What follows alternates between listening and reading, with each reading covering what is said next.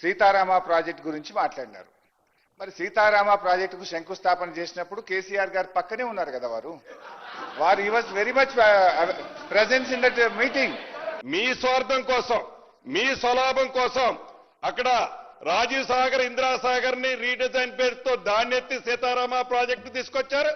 ఇక్కడ తుమ్మిడేటి దగ్గర ఈ ప్రాజెక్టు ఎత్తి మేడిగడ్డ కాళేశ్వరం పేరుతో ఈ ప్రాజెక్టును తీసుకొచ్చి టోటల్ గా ఒకే ఒక కాన్సెప్ట్ తో ఎట్లా 1,00,000 కోట్లు మనం కొల్లగొట్టాలనే కాన్సెప్ట్ తోనే ఈ ప్రాజెక్టు చేశారు అనేదే ఆ కమిషన్ పూర్తి నివేదికలో ఇచ్చిందన్నది తమర ద్వారా గౌరవ సభ్యులకి రాష్ట్ర ప్రజలకు కూడా తెలియజేస్తున్న అధ్యక్ష.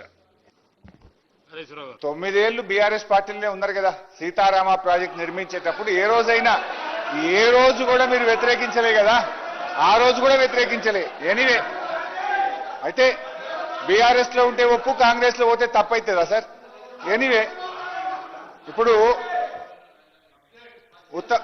పొంగులేటి గారిని ఒక విషయంలో ఐ అప్రిషియేట్, వారికి ధన్యవాదాలు కూడా చెప్పాలి. నేను ఒక మాట ఏమన్నారంటే 2014 కంటే ముందు మేము 5,500 ఖర్చు పెట్టాం. సరే, 5,500లో మొబిలైజేషన్ అడ్వాన్స్ ఎంత, అది కథ వేరే, తర్వాత చెప్తారు.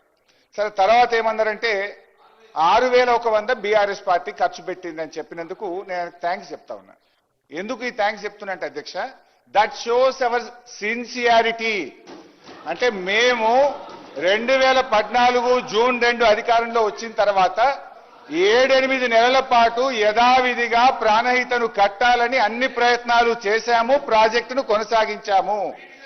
ఆ తర్వాత వరుసగా మహారాష్ట్రతో 5-6 మీటింగులు పెట్టడం, వాళ్ళు ససేమిరా ఒక డ్రామా చేసే స్వభావం కాదు. మీరు విజువల్స్ తీసుకోండి. మీరు సీతారామ ప్రాజెక్టు చేసేటప్పుడు మీ పార్టీలోనే నేను లేను. ఏం మాట్లాడుతున్నారు? మళ్ళీ చెప్తున్నా, మీరు ఏ ప్రాజెక్టు కట్టినా మీరు గుండె మీద చేసుకొని చెప్పండి. హరీష్ రావు గారు, ఏదైతే ఆనాటి ముఖ్యమంత్రి కేసీఆర్ గారు అక్కడ ఏదైతే ఆ కంప్యూటర్ ఆపరేటర్ చూపించే బొమ్మని గూగుల్ చూపించి మీరు డిజైన్లు చేశారే తప్ప తెలంగాణ ప్రజల కష్టాలు, తెలంగాణ ప్రజల సొత్తుని కాపాడాలనే ఉద్దేశంగా మీరు కూడా మాట్లాడే ఆ రోజు అవకాశం మీకే లేదు. నేనాడున్న మీ పార్టీలో సీతారామ చేసేనాడు గుర్తు తెచ్చుకోండి.